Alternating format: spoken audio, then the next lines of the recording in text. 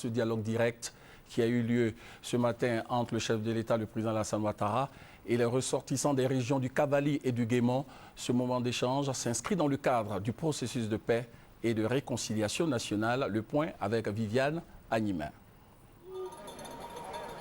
À cette rencontre voulue par le président de la République, les populations du Cavali et du Guémon sont venues en grand nombre. Ils étaient plus d'1 millier.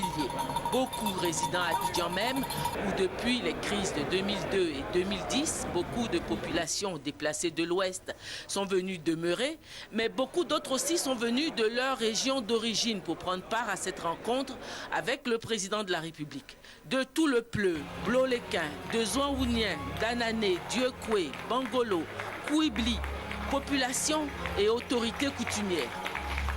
Tout ce que les régions du Cavali et du Guémon comptent d'illustres fils et filles avaient également répondu présents à ce rendez-vous avec le président de la République, les ministres en poste originaires de ces régions, mais aussi les anciens, les ministres Émile Kéhi Boguinard, Émile Constant Bombé et plusieurs autres, les élus, cadres de l'administration publique et privée, hauts gradés de l'armée et les artistes, Rosemary Guiraud, rentrée fraîchement d'un long séjour aux États-Unis.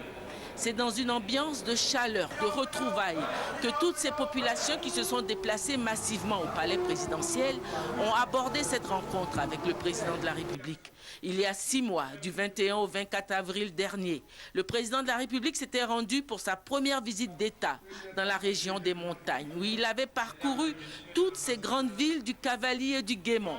La rencontre de ce lundi 22 octobre au palais présidentiel a été aussi riche en symboles, comme la remise du pagne blanc du pardon au président de la République, Alassane Ouattara, en signe de renouvellement de l'alliance du peuple ouai au chef de l'État.